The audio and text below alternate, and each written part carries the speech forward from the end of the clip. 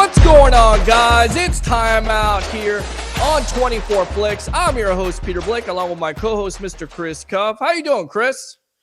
Pete, I'm doing great, man. So much sports has gone on since we've been out on this break. I mean, it's going to be hard to catch up. It is, absolutely. We had a New Year's off. Now it's a new year. We're going to cover the National Football League tonight, your Tampa Bay Buccaneers, the Miami Dolphins, the Jacksonville Jaguars, of course, the college football playoff and some NBA, but we definitely have to talk about Damar Hamlin and that situation. In fact, during the game last night between the Buffalo Bills and the Cincinnati Bengals, Hamlin collapsed late in the first quarter. He suffered from cardiac arrest, a very scary scene. In fact, what you learn is that he had to be resuscitated, had to be given CPR. And really, for me, at the end of the day, you're just thinking about this game and saying, you know what, it's got playoff implications. It could be the number one seed who's going to be the Buffalo Bills, the Cincinnati Bengals. But at that moment, you really started to think about the young man and what could happen. And again, it really hit you when the players started to react to it all. Absolutely. A lot of tears on the side of the Buffalo Bills. A lot of shock on both sides of the field. The teams actually congregated together.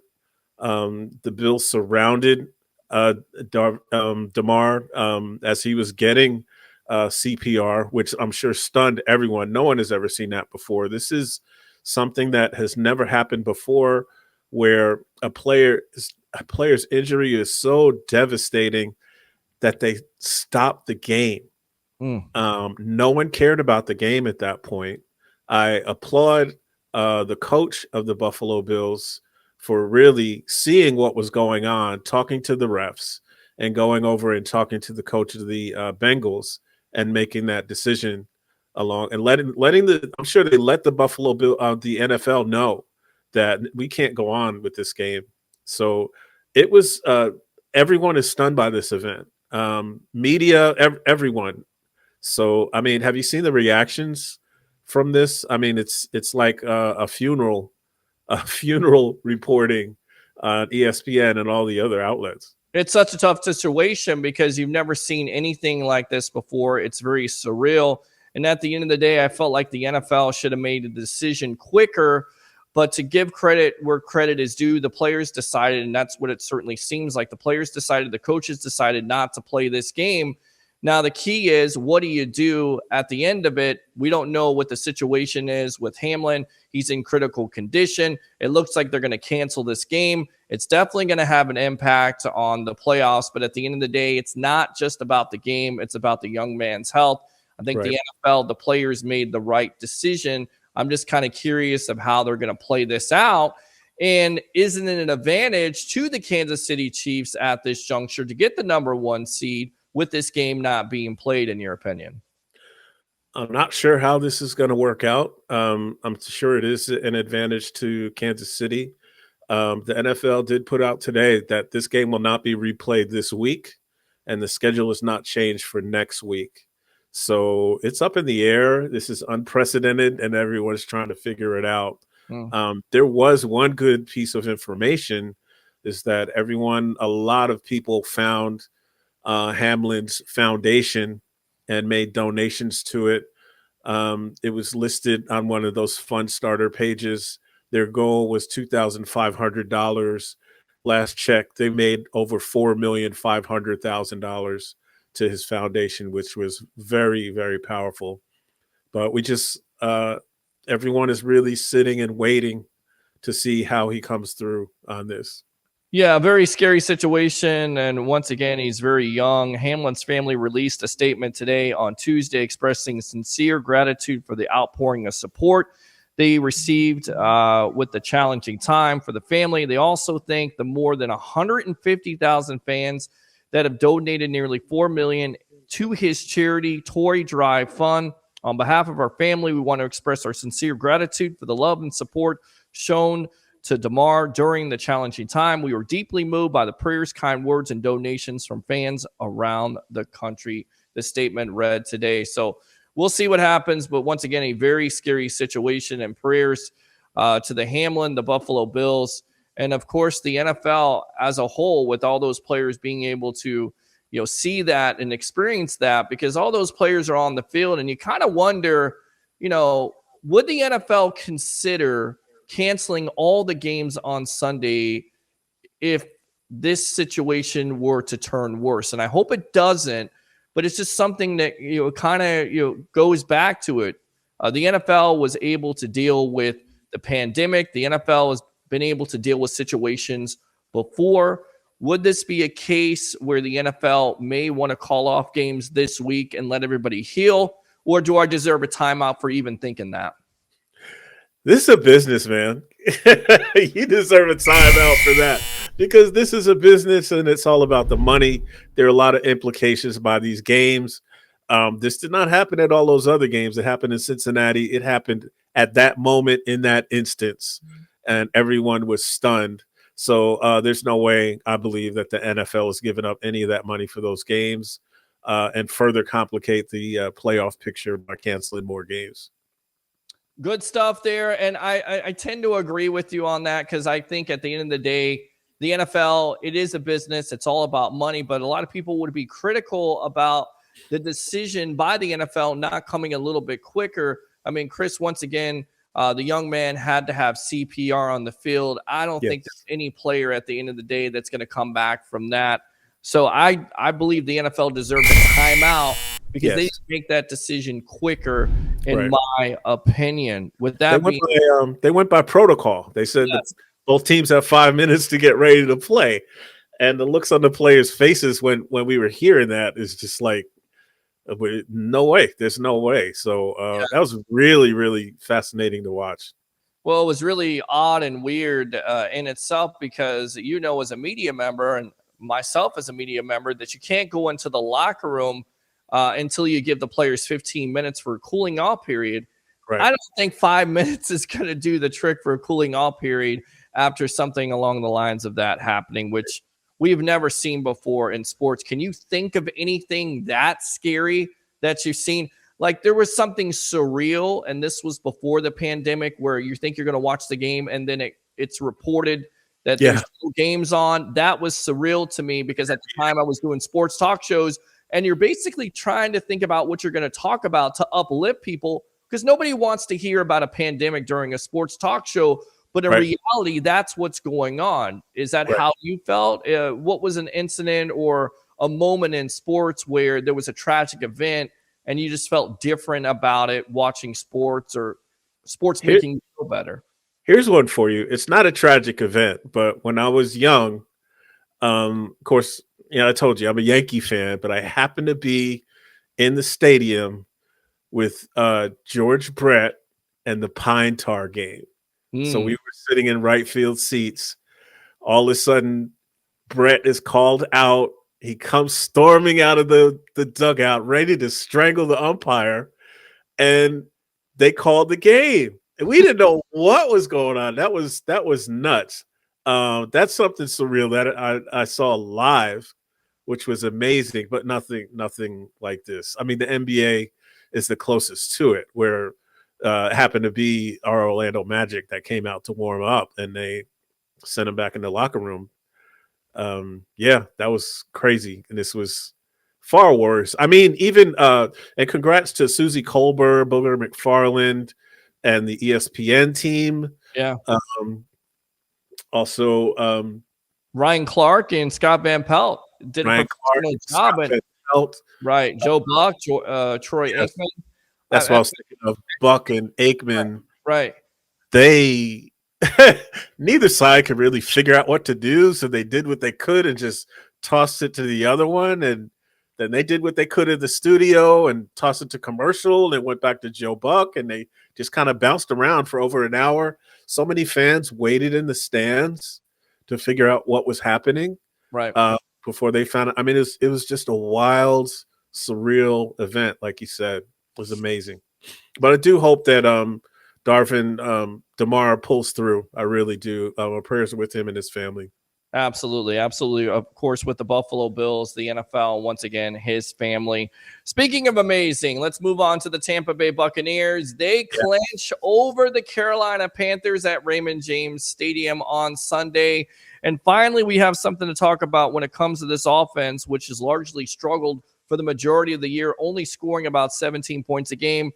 But the old man himself, Tom Brady, this is the reason why he's the greatest of all time. 432 yards, 3 touchdowns, no interceptions, and they needed a big game, Chris, out of Mike Evans. 10 catches for 207 yards and 3 touchdowns. An amazing performance, and say whatever you want to at the end of the day. But I told you before, the Tampa Bay Buccaneers could be the most dangerous team in the National Football League, and there's one reason and one reason why. That's Tom Brady. Tom Brady, and the game earlier in the game made us nervous because Mike Evans and Chris Godwin dropped passes, and we're like, oh, here we go again. After that, they were locked in like it was the Super Bowl year again. I mean, they were so phenomenal. Tom would just chuck it up, and Evans would be right there, and he had it. I mean, it was a great, great game. Shout out and props to Sam Darnold, who was ridiculous. 23 for 37, 340 yards and 3 touchdowns, 1 interception. But I mean, that doesn't sound like the Sam Darnold with the Jets. I'm sorry. You deserve a timeout because he had 1 interception and 2 fumbles, and that Buccaneer defense caused that. But at the end of the day, before the half, when the Panthers are up 14-0 or 14-7, excuse me, and they turn over that ball, and the Bucs are able to get that field goal, that is momentum on their side at the end of the day. Yeah. Yeah, you look at the numbers, but still, Darnold is turning over the ball. That's exactly what the Panthers didn't do in that winning streak to put them in contention to win the NFC South. So that was bad. And then hats off to Mike Evans. 9 consecutive years of being 1,000-yard wide receiver is just amazing in itself with the quarterbacks you've had here and a Mike Glennon, Josh McCown, Jameis Winston, and now you got a Tom Brady. And look, it hasn't been like rainbows all year long. I mean, Brady and Evans have had difficulty in putting together this chemistry, and it showed in that first half. But you know what? Once you get one deep pass, then you get another. And the Bucs finally took advantage of a team that was hurt in the secondary. They didn't do that earlier on in the year against the Pittsburgh Steelers. This time, they made the Panthers pay. Yeah, absolutely. They surely did. That Bucs defense, again, they were on fire. Darnold was scrambling all night. I mean, just trying to figure out what to do. And I think that was a huge difference. I think the Bucs defense being on point and Tom finally in sync with his receivers was really the tail of the game. Now, the issue is with the Tampa Bay Buccaneers, they have clinched. So basically, they have nothing to play for on Sunday, but Tom Brady and Todd Bowles have not ruled out, of course, the starters, namely Brady, coming out and saying he wants to play in this game. He wants to get better. Do the Bucs deserve a timeout for starting Brady? Should they bench him? Should they rest their starters? I think they should treat it like a preseason game, have him play part of the game and then sit so he can keep his rhythm. Tom said he was shocked when people were surprised that he wanted to play in that game. So, I mean, trying to be safe, but they need to keep some sort of rhythm to keep going because the season that they've had, we gotta keep this rolling, man.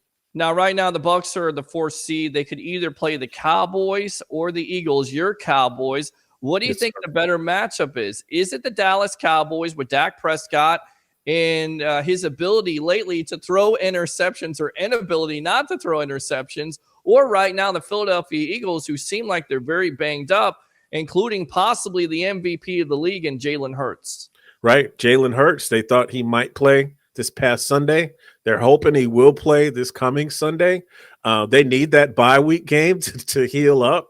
So it's all on Hurts. If Hurts is injured, and if I was Tampa Bay, I would be glad to have it. I mean, they're still talented at other positions, but you can see Gardner Minshew is not the answer for Philly. I mean, they lost 2 in a row. So there you go. All right. So who's the better matchup in your opinion? Is it the Eagles or is it the Dallas Cowboys in your opinion? If Hurts is healthy, it's the Dallas Cowboys. If Hurts is hurt, it's the Eagles. And I actually agree with you on that because if Jalen Hurts is still hurt, if you will, that is a totally different team, even though they're talented on both sides of the ball. For me, the Bucs dominated the Dallas Cowboys in week 1, and although they may not be the same team, the problem with the Cowboys, and you can go ahead and comment on this and talk about the Miami Dolphins and New England Patriots, which, by the way, the Dolphins seem like they're on a free fall with the loss of Tua. Dak lately has not been able to stop throwing interceptions. He throws them at key moments of the game. I get it. Yes. They're depending on their running backs and Ezekiel Elliott and Tony Pollard. But I think that can only go so far with this team. At the end of the day, it comes and goes with Dak Prescott, in my opinion. Do you agree? Absolutely. Absolutely. If Dak doesn't have the solid quarterback play, they're in trouble. They've been able to just outscore some weaker opponents. Usually later in the games, they get it together, kind of like the Bucs. They kind of get it solidified. He has thrown some late interceptions too, but at that point, it didn't really matter. But and they just make – that's just like every year they make me nervous. Being a Cowboys fan, they really make me nervous, but they're much further together than they have been in years, and a very powerful team to push towards a Super Bowl victory. So we'll see. So you want to talk about the Miami Dolphins here and the New England Patriots? Let's go, man. Let's talk Dolphins and Patriots. So good old Bill Belichick is back. The evil genius took his Patriots to 23-21 victory over the Dolphins. Tua with those concussions over and over again. This is his third. A lot of people screaming for him to give it up. I don't think it'll happen. Teddy was 12 for 19, 161 yards, a touchdown and an interception. Mac Jones went for 203 yards with 2 touchdowns. So, and it was an even game until about the end when the Patriots pulled it out with a touchdown. So I think it was it a defensive touchdown at the end of that game? Yeah, it was a defensive touchdown that definitely stole the momentum from the Dolphins, and that's the key with Teddy Bridgewater. Bridgewater is just a bridge quarterback at the end of the day.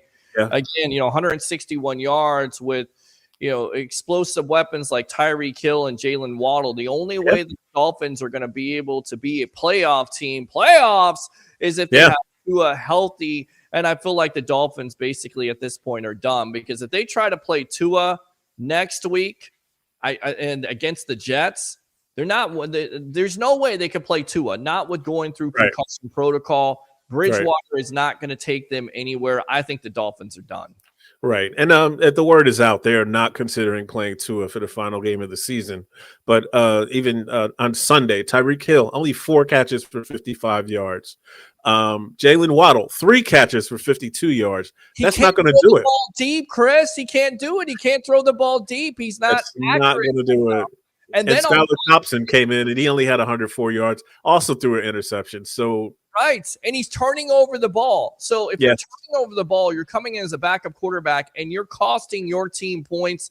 That's a big deal. And we already know this defense is highly questionable. And really, did Bill Belichick go anywhere? He lost that ridiculous game versus the Raiders, but he still is a defensive mastermind. He's still going to take your biggest weapons away, and he did that on Sunday with Hill and Waddle. So surprise, surprise, New England is back in it, and I'm telling you right now, once again, the Miami Dolphins are done. You agree? I agree. Timeout. They are done. We can't do a timeout on that because that's obvious and apparent. They are through for this season. Can we go to some good news and talk about the Jacksonville Jaguars? Now, I told you, look out for the Jags. The Jags are coming. 31-3 over the Texans. Trevor Lawrence, sunshine, 17 for 21, 152 yards, and unfortunately an interception. But then, they had everything going, man. They totally had it going. Travis Etienne, one of my favorite players, 9 carries, 108 yards and a touchdown. Jermichael Hasty, also 33 yards, 1 touchdown. They did it with the run. Snoop Connor, never heard of him, 17 yards, another touchdown. So they had 169 yards rushing, 3 touchdowns. And, I mean, the longest was a 62-yard run. Fantastic, fantastic game for the Jags. Good for them. They've come a long way, recovering from that Urban Meyer disease that they had last year. Good for them. They've been through a lot, and they're in the playoffs right now, but very, very close. They have to clinch it. That's the only thing. And you're absolutely right. Trevor Lawrence didn't have his best game, but at the end of the day, they found a way to win. And this young team is believing in what Doug Peterson is preaching. That is the difference between the Jacksonville Jaguars of last year and this year. I'm telling you right now, I think this team is a playoff team. I think they're going to beat the Tennessee Titans. To me, the Titans right now, depending on Ryan Tannehill and Derrick Henry, I think they're done. There's something wrong with them. Jacksonville right now has all the momentum. I'm taking the Jacksonville Jaguars in the turnaround. And I tell you right now, as crazy as this sounds, Chris, does Doug Peterson deserve some Coach of the Year mention? Absolutely. Right? Look what he's done with that team, because a big problem in Jacksonville has always been their mentality. Mm-hmm. You know, they've lost for so long. And finally, they have the winning mentality, and they brought it. They brought it to that stinky city up there in North Florida. No Jacksonville fans are going to like the broadcast. No, sorry. I felt like I smell it. Yes, we're on time out here on 24 Flix. I'm your host, Peter Blake, along with my co-host, Mr. Chris Cuff. Chopping it up here, talking National Football League locally with your Tampa Bay Buccaneers, your Miami Dolphins, and, of course, the Jacksonville Jaguars. So, Jaguars, do they beat the Tennessee Titans? Do they get over? Do they win that AFC South? Because people talk about how bad the NFC South is, but how about Jacksonville winning that division with 9 wins? Can they get it done on Sunday? Just as bad as the NFC South, the AFC South. Yes, I think they'll be 8-9, and they will be the winners of the AFC South, which will be like a miracle. Tennessee is just too banged up, man. Tannehill, he's one of those guys. You know, there's a few of them. Oh gosh, ton of those old quarterbacks that are just fading out, that are heads of teams right now. I mean, Washington tried their quarterback. He didn't make it. The guy in the Colts, Ryan is done. Also, Matt Ryan. Yes. Matty Ice. Yeah. Frozen. Well, definitely frozen, done, toast. Carson Wentz, 3 more interceptions for the Washington Commanders. They were terrible. And you're exactly right. Tannehill has shown flashes of decline this year. And again, they definitely been hurt by the injury situation when it involves King Henry, Derrick Henry. By the way, is that a Saturday night game? Did they flex that game to a night one? Because good for the NFL, they did that to showcase finally the Jacksonville Jaguars. They did. They flexed Jacksonville, Tennessee to Saturday night. So it's Saturday night, not Sunday. Let's get into college football playoffs. Yes. Playoffs. College football. It was a great playoff night on New Year's Eve, which was kind of weird in itself. First and foremost, did you watch these games on Saturday night on New Year's Eve? I had no party plans. I'm a loser. So, yeah, I sat at home and watched football all Saturday night. And I'm the same way because I'm a loser, baby. So why don't you kill me? I feel like Michigan feels like they got killed on Saturday night because somewhat of a favorite in this game. All you heard about, Chris, was TCU was going to out-physical them, that TCU had no chance, that Michigan was going to out-physical TCU, and TCU came out, caused 3 turnovers in this game. That was the key. 7 turnovers for the total year for Michigan. They were undefeated coming in. Now they're not. They lose 51-45. Defense was certainly optional, and I thought J.J. McCarthy was played well at times, but didn't play good enough. And that's been the story with this quarterback situation. You think Jim Harbaugh finally has a quarterback that's mobile enough that can make plays. Not one of his best games. And again, the defense didn't do anything to help. And then on top of it, I thought the refs really controlled this game. And I'll tell you why, because it looked like Michigan was going to get back in the game. The parent touchdown was called back. The very play on the 1 yard line instead of a touchdown. The 1 yard line, the running back fumbles, and it changed the complete momentum. And at the end of the day, it goes back to this: 7 total turnovers all year long by Michigan in this game 3. I watched so much football. Was this the game where they tried? I think it was Michigan. They tried the Philly special. The Yes. first time they got like inside the 5. Yes. And TCU was not fooled at all. Terrible call. What is Jim Harbaugh doing? You're getting too. Oh my gosh. Point. Just put the ball in McCarthy's hands or try to run the ball. And I get it. Hindsight is 2020, but it just doesn't make any sense at the end of the day to do, some type of trick play. You don't have to do that. You're a physical football team. Run the damn ball if you're at the goal line. Right. It's amazing. It's like watching Pete Carroll not run the ball with Marshawn Lynch and try to throw the ball with Russell Wilson at the goal line. And of course, the Patriots know and they pick it off. Yes. It was like telegraphed, but a big key, and McCarthy fell apart at the end of this game, but a huge key and the difference in the score, not 1, but 2 pick sixes for TCU, taking it back to the Michigan house. That did them in. I mean, they went blow for blow back and forth, but in the end, they couldn't overcome that. Yeah, they definitely couldn't overcome that. And you mentioned a point when you turn over the ball, but not only that, when the team is able to go back into the end zone for the pick sixes, that is a killer. Now the rumor is that Jim Harbaugh could be leaving Michigan and entertaining NFL offers. Just a year ago, this could have happened. Talk was he was going to be the next coach of the Las Vegas Raiders, possibly the Chicago Bears. Put it down. He's leaving Michigan. Even though he didn't win a national championship, he did a good enough job to beat Ohio State the last couple of years. I think he's going to be the new coach of the Indianapolis Colts. That's my call, too. If you have Captain Comeback go back to the Colts, that's an amazing story. Amazing story. Absolutely. I'm hoping for that. I think that would be great. I mean, he did his job. He beat Ohio State. He came through almost to the end. I mean, he had Michigan strong this year. You got to give him credit for that. They just blew it in the end. But, yeah, it's time for him to move on. We'll see what he does. He's always surprising us and going right back to Michigan. So we'll see.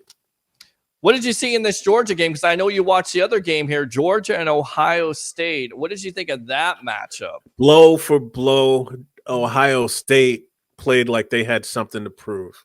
First quarter, Ohio State went down the field and scored. Georgia answered, came back and scored. Ohio State put 21 in the second quarter to prove their point. Georgia couldn't come back, but they came back in the fourth quarter with 18 to seal the game. Was it a field? I think it was a field goal at the end of the game. Ohio State's field goal at the end of the game went like sideways. It was the ugliest kick I've seen in a long time. I couldn't believe it. Yeah, you talk about Stetson Bennett in this game, 398 yards, 3 touchdowns, 1 interception, really stepping up. He's done this last year. That was the key, and it always goes back to this. Ohio State had a 21-7 lead over Georgia. They blow it. They're going to look back at it. C.J. Stroud played his heart out. 4 touchdowns in this game, over 300 yards of passing. He's definitely an NFL prospect at the end of the day.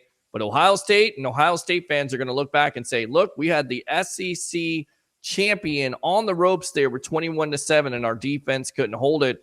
Hats off and credit to the Georgia Bulldogs. And I feel like this matchup coming up, and that's what we're going to talk about here on Monday night, Georgia versus TCU.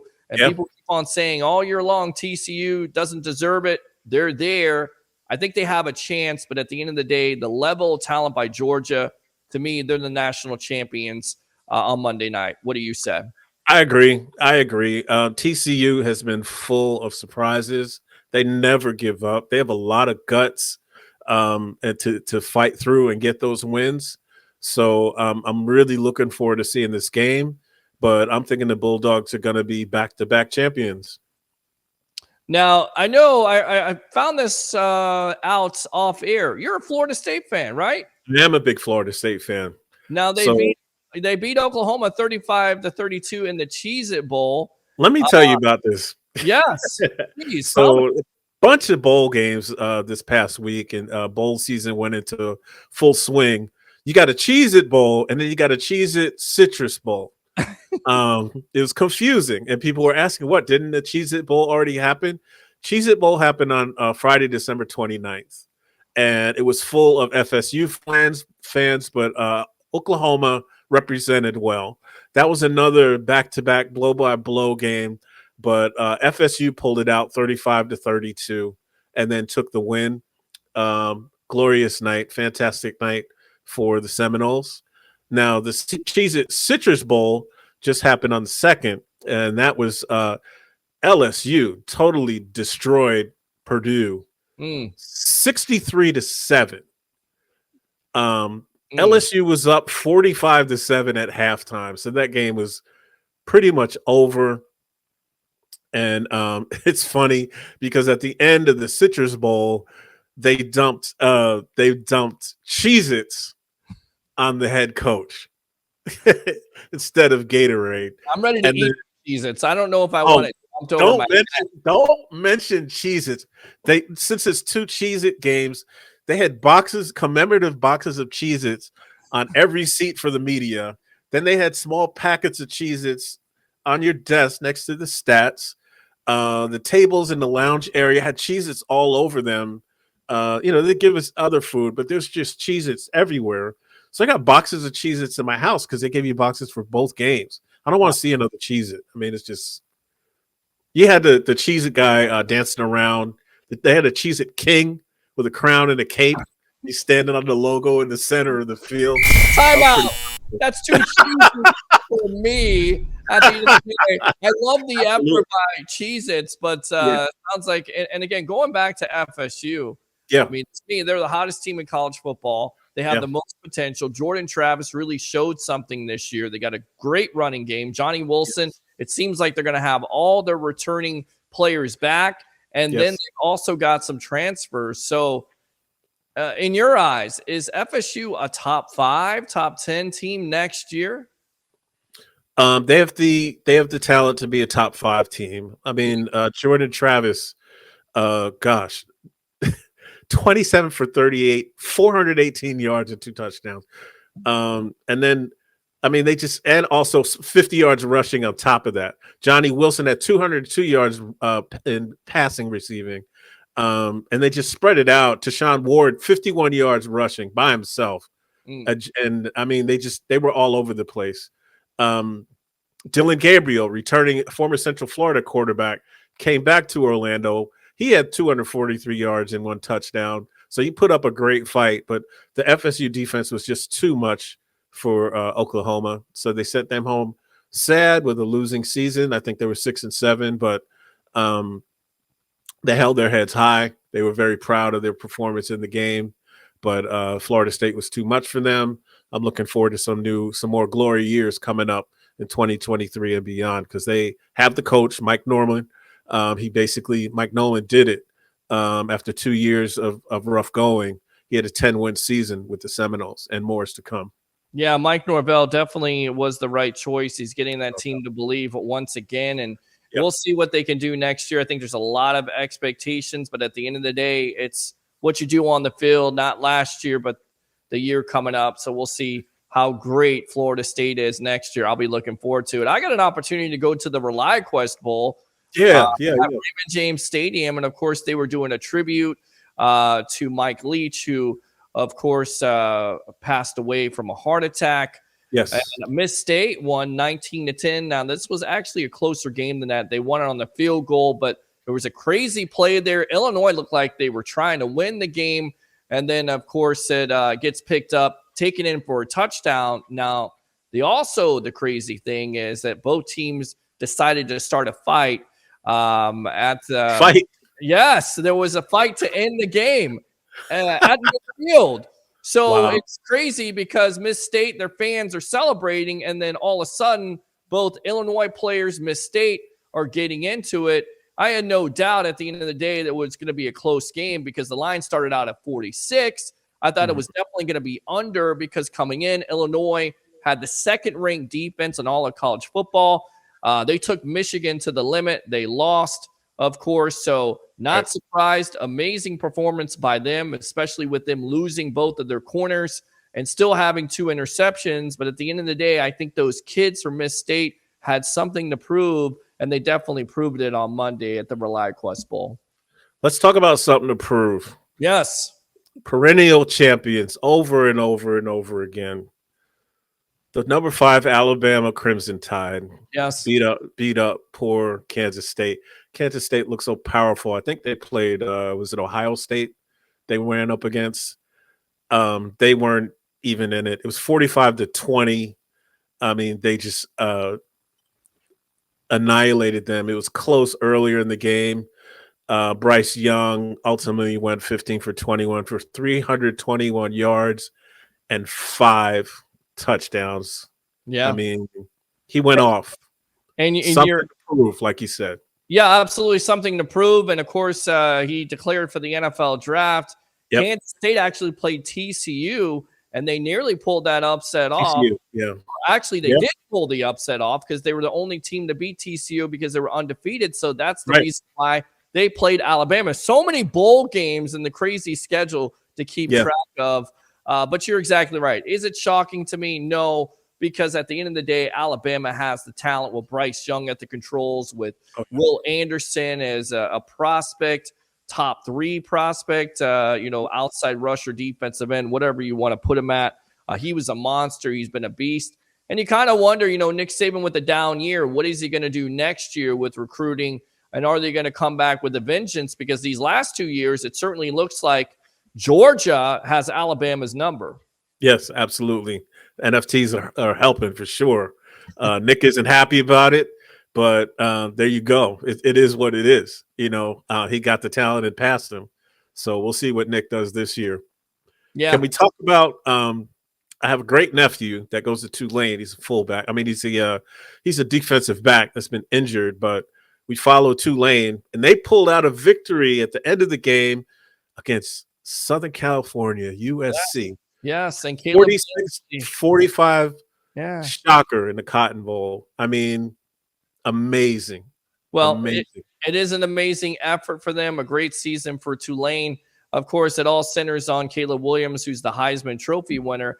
But how many Heisman Trophy winners win a bowl game? I mean, it seems like a Heisman curse.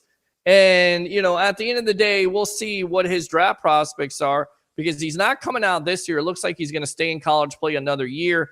I think there's a lot of general managers looking at him and saying, is he Patrick Mahomes? Is he Josh Allen? Is he the next quarterback, the next young quarterback to come into the league and set it on fire? But there's one thing for sure. We knew this coming in, that USC didn't have a defense. So am I shocked that defense once again was optional in this game? No, because of the kind of effort they put up against Utah. Right. Absolutely. So some amazing games also. Penn State in the Rose Bowl. The big daddy of them all, 35-21 over Utah. Utah tried to come back later in the game with the 7 touchdown in the fourth quarter, but it was already too late.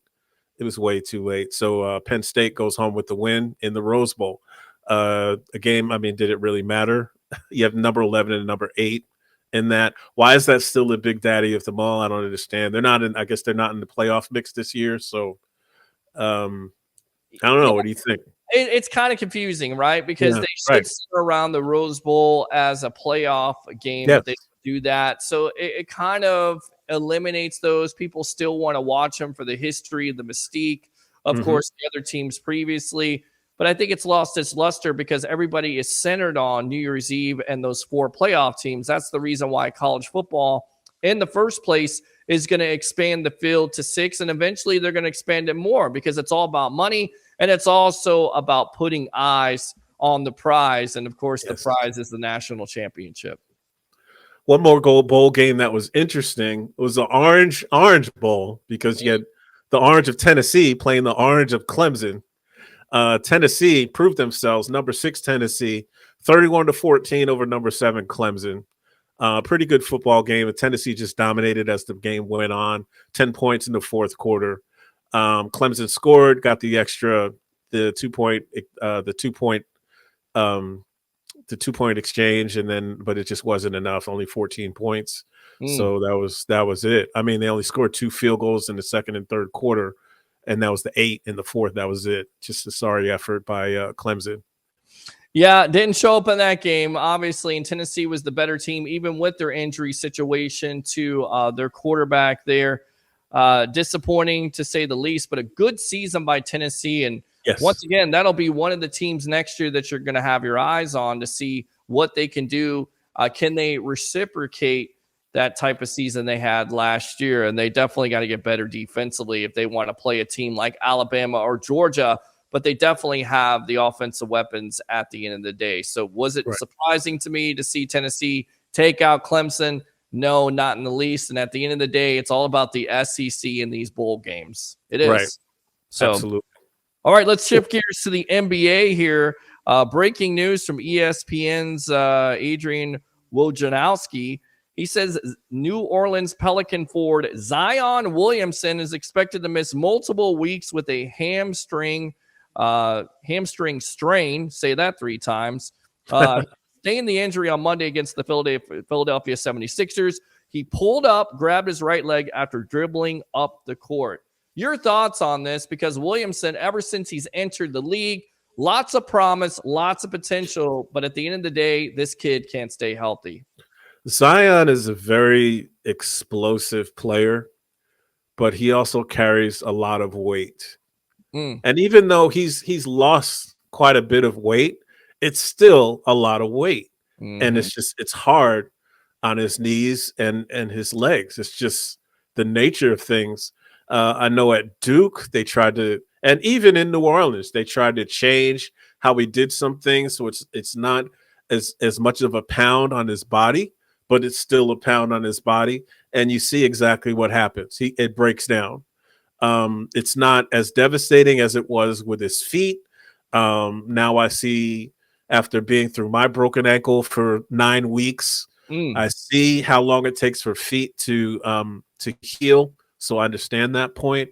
But I mean, he's just got to heal and get stronger. That's all he can do. Speaking of feet and ankles, Jalen Suggs, who is nursing an ankle injury, and Jonathan Isaac, a blast from the past. Wow. These were 2 years plus.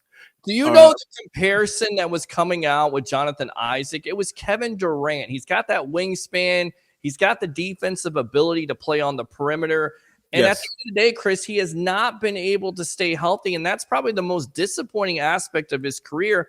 And look, you can't control it because injuries are part of the game. Right. But when does potential become a liability? That's, I think, Magic have to decide. There's so much potential there with, of course, Isaac.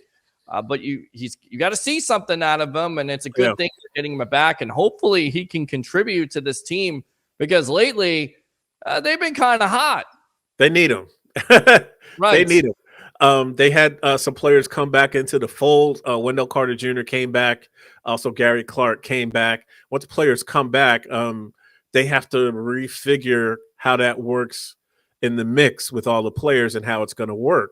They were doing well with Mo Wagner and Markelle Fultz running the show. They finally figured that out after a few games, and then they ran six straight and went 8 out of 9. And then Wendell comes back, and then it just falls apart again. Plus, they just had the little scuffle in Detroit that looked like a fight. It really wasn't. Is there ever an NBA fight? I mean, honestly. Oh, man. Not like the old days, right? Right. Well, even the old days. And I remember, and I think this was a fight in Chicago, or it was between Shaq or Charles Barkley or something. And Shaq just throwing wild punches, not able to connect. It's almost like a baseball fight. You know, the best fight I ever saw in professional sports, in my opinion, and we'll just leave out Malice in the Palace because that's what you thought of. And that's why the announcer says, every fan stay in your seat, or the police will be called, because they're going back to that with the Indiana Pacers.